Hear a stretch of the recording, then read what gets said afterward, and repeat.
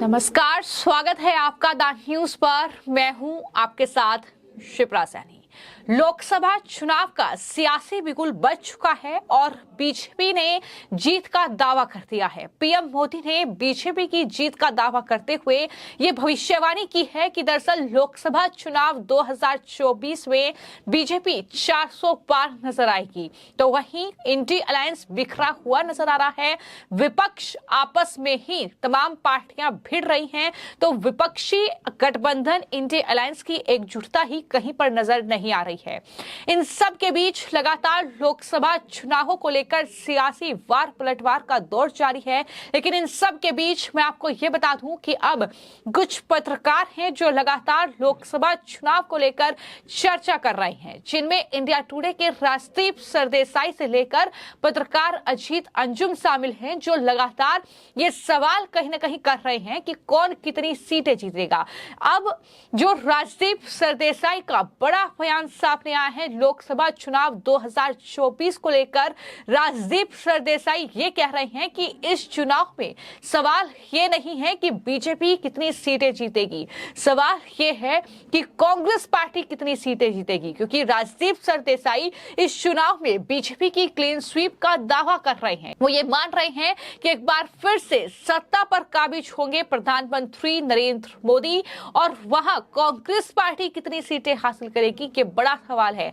INDI alliance कितनी सीटें हासिल करेगा ये बड़ा सवाल है। और इसी को लेकर ही राजदीप सरदेसाई का ये बयान है जो काफी वायरल हो रहा है। दरअसल इंडिया टुडे का ही एक प्रोग्राम है जिसमें लोकसभा चुनाव पर चर्चा हो रही है, और उस दौरान ही राजदीप सरदेसाई ने ये कहा है कि बीजेपी ने साल 2014 की बात की जाए या साल 2019 की बात की जाए, 2014 में बीजेपी ने अकेले 282 सीटें जीती थी और 2019 में बीजेपी ने अकेले 303 सीटें जीती थी। लेकिन सवाल यह है कि कांग्रेस पार्टी कितनी सीटें जीतेगी, क्योंकि कांग्रेस पार्टी का 2014 का अगर रिकॉर्ड देखा जाए तो उन्होंने 44 सीटें जीती थी और 2019 में कांग्रेस पार्टी सिर्फ 52 सीटों पर सिमट गई थी। तो इस बार उनकी झोली में कितनी सीटें आएंगी ये देखने वाली बात होगी, क्योंकि कहीं ना कहीं हार जो है विपक्ष की वो देखने को मिल रही है। जिस तरीके का कहीं ना कहीं माहौल देश में बना हुआ है, खासतौर पर राम मंदिर उद्घाटन के बाद से एक अलग माहौल बीजेपी के पक्ष में नजर आ रहा है, और वहीं विपक्ष जिस तरीके से ये इंडी अलायंस तैयार किया गया है, लेकिन ये अलायंस बिखरा हुआ है।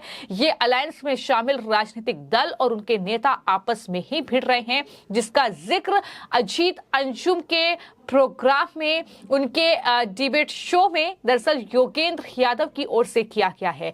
जब अजीत अंजुम ने योगेंद्र यादव से ये सवाल किया कि क्या लोकसभा चुनाव में इंडी अलायंस जीत पाएगा, क्या मोदी को चुनौती दे पाएगा, तो उन्होंने ये साफ तौर पर कहा कि जब इंडी अलायंस बनाया गया तो उसका एक दायरा होना चाहिए था। दायरा ये होना चाहिए था कि इसमें जो भी विपक्षी दल शामिल हैं, जितनी भी पार्टियां इसमें शामिल हैं, वो एक दूसरे पर इस तरीके से हमला ना करें। लेकिन योगेंद्र यादव ने यहाँ पर अधीर रंजन चौधरी के एक बयान का जिक्र कर दिया। उन्होंने कहा कि अधीर रंजन चौधरी केंद्र सरकार से, मोदी सरकार से ये मांग कर रहे हैं कि पश्चिम बंगाल में राष्ट्रपति शासन लगा दिया जाए, यानी आप अपने ही गठबंधन में शामिल पार्टी को सत्ता से हटाना चाहते हैं।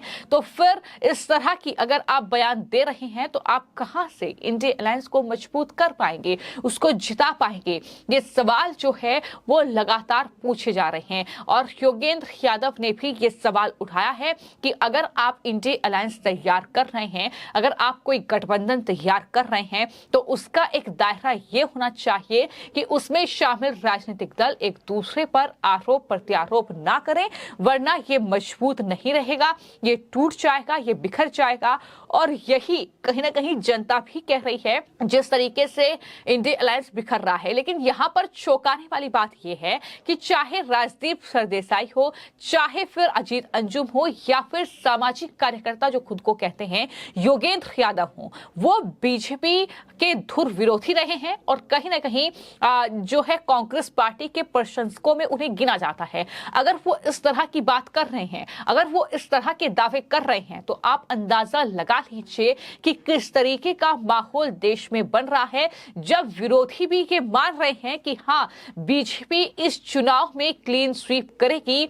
बीजेपी का जो 400 पार का नारा है वो गलत नहीं है, क्योंकि बीजेपी ने जिस तरीके से माहौल देश में सेट कर दिया है और कहीं ना कहीं विपक्ष जो है खासतौर पर सवाल कांग्रेस पार्टी पर उठ रहे हैं। एक तरफ इंडिया अलायंस के चक्कर में कांग्रेस पार्टी ने यूपीए अपना खत्म कर दिया और वहां पर इंडिया अलायंस उन्होंने तैयार किया है। सीट शेयरिंग का फॉर्मूला नहीं निकल पा रहा है, चाहे पश्चिम बंगाल हो, चाहे उत्तर प्रदेश हो, चाहे पंजाब हो, ये विपक्षी दल जो इस इंडिया गठबंधन में शामिल हैं वो आपस में ही लड़ रहे हैं। तो कुछ इस तरह की स्थिति जो है वो विपक्ष के लिए बन रही है। तो ऐसे में सवाल उठ रहे हैं कि विपक्ष किस तरीके से बीजेपी को चुनौती दे पाएगा, किस तरीके से ये विपक्षी गठबंधन में शामिल पार्टियां पीएम मोदी को हरा पाएगी। और जब इनके प्रधानमंत्री पद का ही चुनाव नहीं हो पा रहा है कि आखिर उम्मीदवार कौन होगा पीएम पद के लिए, तो जाहिर तौर पर इंडिया अलायंस के लिए कहीं ना कहीं चुनाव लड़ना बेहद मुश्किल है। इस स्थिति में इस तरीके की बातें लगातार कही जा रही हैं। और मैं आपको ये भी जानकारी दे दूं कि जिस नेता ने इंडिया अलायंस की नींव रखी वही खुद एनडीए में चले गए हैं, नीतीश कुमार। तो ऐसे में अब इंडिया अलायंस के भविष्य पर सवाल बना हुआ है कि आखिर कैसे पीएम मोदी को ये विपक्ष हरा पाएगा। और यही शायद वजह भी है कि अब जो कहीं ना कहीं सरकार के विरोधी हैं वो भी इस बात पर चर्चा कर रहे हैं कि विपक्ष देश में मजबूत होना चाहिए, जो कि प्रधानमंत्री नरेंद्र मोदी भी लोकसभा में कह चुके हैं कि विपक्ष मजबूत होना चाहिए। लेकिन यहां पर विपक्ष पूरी तरीके से बिखरा हुआ नजर आ रहा है। तो ऐसे में लोकसभा चुनाव 2024 का रिजल्ट क्या होगा इसको लेकर इंतजार जरूर करना होगा। लेकिन जिस तरीके से बिगुल बज चुका है, रैलियां शुरू हो चुकी हैं, राजनीतिक दौरे शुरू हो चुके हैं, राहुल गांधी भारत जोड़ो न्याय यात्रा निकाल रहे हैं, इन सब के बीच अब सवाल यही बना हुआ है कि कांग्रेस पार्टी क्या खुद को कुछ मजबूत कर पाएगी, या फिर जिस तरीके से ताश के पत्तों की तरह कांग्रेस पार्टी बिखरी हुई नजर आई है पिछले 10 सालों में, वही स्थिति एक बार फिर से देखने को मिलेगी। ये कहीं ना कहीं बड़ा सवाल बना हुआ है और इसी को लेकर चर्चा जो है वो कहीं ना कहीं हर एक मीडिया संस्थान कह सकते हैं या हर एक राजनीतिक विश्लेषक कह सकते हैं, वो कर रहा है कि बीजेपी ने खुद को मजबूत करने की तमाम कोशिशें कर ली हैं। वो रणनीति अपनी तैयार कर रहे हैं। राम मंदिर का उद्घाटन हो चुका है, एक अलग माहौल देश में अपने पक्ष में बीजेपी ने तैयार कर लिया है। जिस तरीके से उन्होंने तमाम वादे किए थे वो वादे एक एक करके पूरे किए जा रहे हैं। तो बीजेपी ने कहीं ना कहीं 2024 लोकसभा चुनाव की रणनीति तैयार कर ली है। लेकिन कांग्रेस पार्टी की क्या तैयारी है, ये सवाल लगातार उठ रहे हैं और हर कोई चर्चा इस बात पर नहीं कर रहा है कि सत्ता किसकी आएगी। चर्चा इस बात पर हो रही है कि क्या कांग्रेस पार्टी अपने परफॉर्मेंस में कुछ सुधार कर पाएगी, इसको लेकर चर्चा हो रही है। राजदीप सरदेसाई से लेकर अजीत अंजुम जैसे पत्रकार जो हैं वो अब इस चीज को लेकर बात कर रहे हैं कि बीजेपी तो क्लीन स्वीप करने जा रही है 2024 में, लेकिन सवाल यहां यह है कि कांग्रेस पार्टी क्या खुद को थोड़ा भी मजबूत कर पाएगी। यह कहीं ना कहीं सवाल 2024 के इस लोकसभा चुनाव में बना हुआ है। फिलहाल आपकी इस पूरे मामले को लेकर क्या राय है, कमेंट बॉक्स में जरूर लिखें। धन्यवाद।